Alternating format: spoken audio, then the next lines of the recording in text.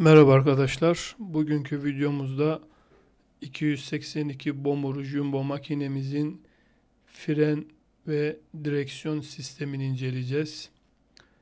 Şemamıza bir bütün olarak baktıktan sonra şimdi sırasıyla valflerimizin ve görevlerine bir göz atalım. Makine üzerinde dikkat edin. Burada 2 adet double dişli tip pompamız var. İki kare iç içe gördüğünüz zaman bu pompaların içten yanmalı motorlar tarafından tahrik edildiğini hepimiz biliyoruz. Pompamızın bir tanesi fren pompası, diğeri bomb pompası. Fren pompası ve direksiyon pompası 25,4 santimetre küplük, diğeri 10,2 santimetre küplük küçük bir pompa.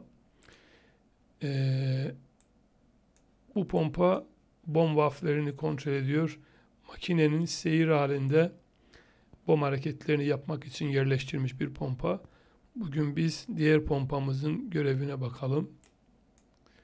Şimdi pompamız yağı ilk önce fren şarj valfi diye tabir ettiğimiz bu valfe gönderiyor. Bunun haricinde bakın şu neye çıkışından diğer valfimiz, yani dönüş valfi dediğimiz açık merkez orbitol valfi üzerinden depoya gönderiyor. Makine üzerinde bir adet dönüş silindiri var. Bu makinenin dönüşleri için yerleştirilmiş yeterli bir adet silindir. Orbitol valfimize baktığımız zaman çalışma basıncı 140 bar valf emniyet valfi tarafından kontrol ediliyor. Çıkışlarda 200 barlık şok valfleri var. Bunların görevi ne diye bakarsak, dışarıdan gelen darbeler sonucu oluşan yüksek basınçları sönümlemek için. Bunları diğer videolarımızda daha detaylı şekilde göreceğiz. Şimdi ben fren sistemine biraz daha bakalım. Fren sistemimizde bakın şarj valfimiz, fren pedali bütün birleşik yapılmış. S3 çıkışından 150 bar basınç. Bakın burada 150 bar basınç 35 bara düşürülmesi için bir adet regülatör valf. Regülatör valfimiz 150 bar basıncı 35 bara düşürdükten sonra bir adet 3-2 park fren yön kontrol valfi var. Operatör eğer buradan basıncı akslara yönlendirirse, yani elektrik butonunu çeker ise basıncımız aracın yay uygulamalı olan park frenlerini çözerek park freni açmasını sağlar. Burada önemli bir nokta, bu regülatör basınç valfi ayarlanabilir. Bu valfin ayarı 35 barın üzerine kesinlikle çıkartılmaması lazım. Eğer böyle bir hata yapılırsa 150 bar basınç regülatör üzerinden tekerleklere gider ve buradaki yayların kırılmasına, sistemin hasarlanmasına sebep olabilir. Bir başka önemli nokta, şarj valfimiz 150 bar basıncı oluşturduktan sonra bakın tamamen otomatik çalışır. 125 barda devreye girer, 150 barda çıkar. Servis frenleri ayak gücüyle karşı tarafa BR1, BR2'sine biz baskı uyguladığımız sürece oransal olarak basıncı gönderir. Bunların ikisinin bir tanesi aracın ön aksına, ki motorun altındaki olan yer, diğeri de arka tarafında. Burada da biz uyguladığımız baskı kadar bir basınç gider. Delici makinelerde veya yeraltı makinelerinin özellikle servis frenleri iki çıkışlı olarak imal edilir. Bunun da en büyük özelliği, bu hortumların bir tanesi patlaması durumunda aracımızın frenleri %50 tutma kuvvetinde yine olacaktır. Çünkü yer altında tek merkezli olan bir sistem emniyet açısından çok da uygun değil. Devre şemasına baktık. 2 adet balonu tip akümülatörümüz var. Şimdi biz şarj valfinin animasyonuna bakarak sistemin daha detaylı çalışmasına bir göz atalım.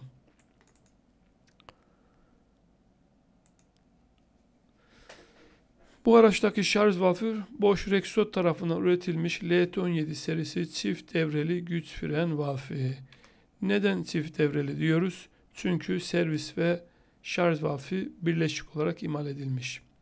Şimdi valfimizin kimlik kartına bir bakalım. LT17 Remotely Power Brake Valve MFA ayak pedalı olduğunu gösteriyor. 41 yine seri olarak 40 ila 49 serisi arası 0.80 fren sistemi için kullanılan maksimum basınç 80 bar. Şarj minimum maksimum olarak 150 barı geçmez. 150 bar olarak üretilmiş. Ki burada önemli olan burası, bu valfin birebir aynısı, aynı özellikte, fakat içerideki bazı yapısal değişikliği nedeniyle B40 olan standart 17 litre bölü dakika akümülatörün doldurma kapasitesi. Eğer burada kod yoksa bu tip olanlar 4,5 litre bölü dakika olandır. Buna dikkat edilmesi lazım. Diğerlerini geçiyorum. Şimdi hızlı bir şekilde valfimizin çalışma prensibine bir göz atalım. Pompamızdan gelen yağ P noktasından ilk girişi yaptıktan sonra dikkat edin, bakın birinci sürgümüz hızlı bir şekilde konum değiştirir. Neden? Çünkü bizim normalde bu P pompadan gelen yağ neye çıkışından aracın direksiyon sistemini de kontrol ettiği için aracın direksiyonu şarj esnasında kullanılabilsin diye valfimizin konumu değişti. Devam edelim. Bakın burada valfin ilk konumunu değiştiren hidrolik basınç oldu. Kısıtlayıcı basınç farkı oluşturdu. Bizim şarj valfi ayarladığımız, bakın ikinci sürgülü valfimiz 150 bara setlenmiş yay kuvvetiyle. Bakın burada üretici firma buna ayar önermiyor, fakat üzerinde ayar değiştirilebilir. Fakat 150 bara setlendiğinden bunun ayarının değiştirilmesi çok da istenilmiyor. Valfin özelliği 150 barlık bir valf.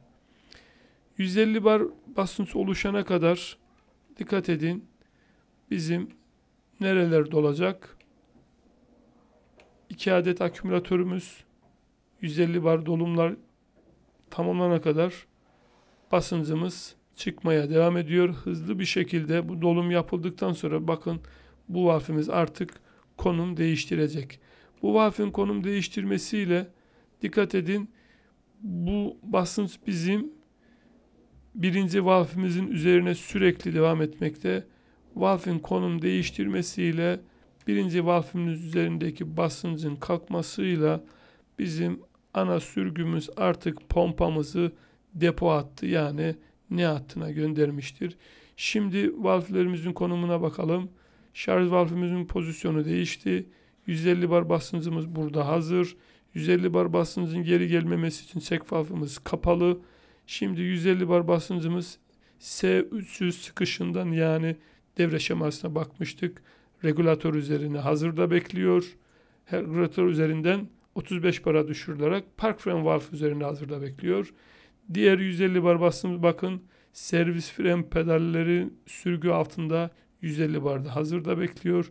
Operatör artık 150 bar basınç dolmuş. Switch'imiz kontağını kapatmış. Operatöre şarjın yeterli miktarda olduğunu gösteriyor. Eğer burada 110 barın altına bir düşme olursa kontak kapatıp operatörü uyaracak. Fakat 150 bar, 110 bara düşmeden 125 barda valfimiz konum değiştirecek. Burada hazırda bekliyor. 125 barın altına düştüğü anda döngü tekrardan tersine dönüp doluma devam edecek. 150 bar basıncımız servis fren valfleri altında, bakın burada hazırda bekliyor. Bizim uyguladığımız baskı kuvveti kadar çıkışa yağ göndereceğiz. Yani biz %50 bir baskı uygularsak, atıyorum 40 bar basınç karşı tarafa BR1, BR2 çıkışına gider.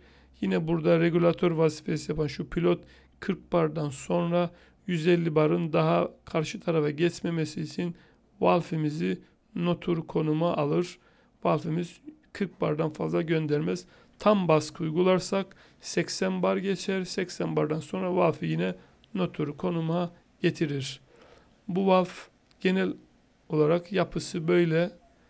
Burada dikkat edilmesi gereken, bu valv üzerindeki şarj ayarıyla fazla oynanılmaması. Firma bunu bu şekilde üretmiş. Bugünkü videomda benim anlatacaklarım bu kadar. Beni izleyip dinlediğiniz için teşekkür ederim. Hoşça kalın.